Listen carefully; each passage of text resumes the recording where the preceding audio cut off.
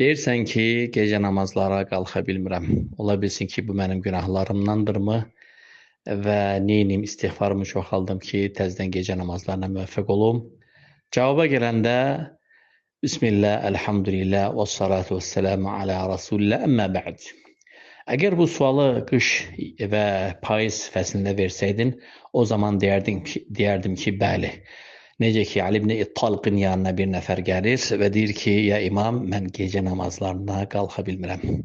O da cavabında deyərdi ki, qayyədətkə zunubuk, günahların səni qandalıyıb. Günahların səni qandalıyıb. Və fil hadis və şərafuhu qiyamul leyl. Müminin şərəfi gecə namazıdır. Yəni, mümin gündüzü necə yaşayarsa, onun şərəfi də odur. Gündüzü Allahın səmasının altında, yerin üzərində necə bir həyat keçirmişsə, bütün xəlqi Subhanahu wa Taala'nın yatanda Allah Taala onu tək görmə şərəfinə nail edər. Müminin şərəfi işte hədisdə bu mənaya gəlir. Yəni bütün xalq yatır, çünki gecə namazı, təhəccüd və qiyamul leyl nafilədir. Bütün xalq yatır. Məxluqat, quşlar, heyvanlar, insanlar hamısı yatır. Və bu insan nədənsə gecənin ortasında qalxır, dəst namaz alır və Allahın huzurunda durur. Bu şərəfdir və nə böyük də bir şərəfdir.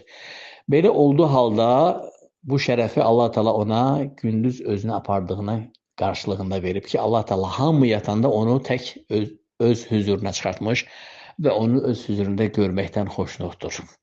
Bu müminin şərəfidir.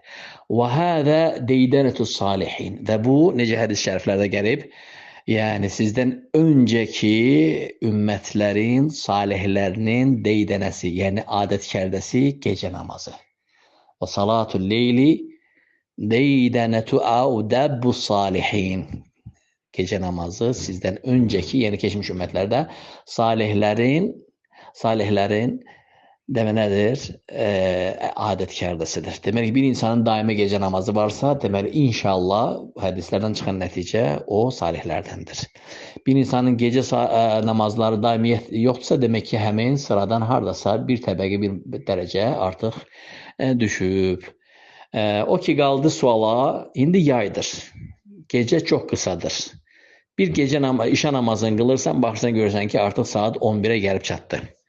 Və evə gəlib çatırsan, əgər Allah xüsusi məsciddə qılırsansa, evə gəlib çatırsan, biraz çay içdin, biraz ora-bura görürsən, saat 12 oldu. Səhər də sübh namazına getmək istəyirsən. O zaman gecə namazına ha vaxt yatacaq, ha vaxt oyanacaq, ələxsiz gündüzü ağır işləyən insansan.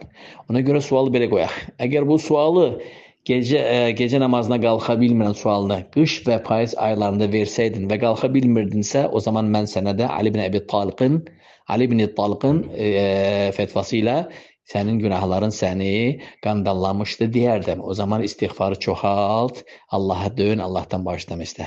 Amma yay fəslində gecə namazına qalxmaq asan deyil. Ona görə araşdırdığım elmi bəhslər göstərdi ki, bizdən öncəki salihlər yayda gecələr çox qısa olduğuna görə gecəni əsla yatmazdılar. Onlar belə eləyərdilər. Çünki gecə qısadır.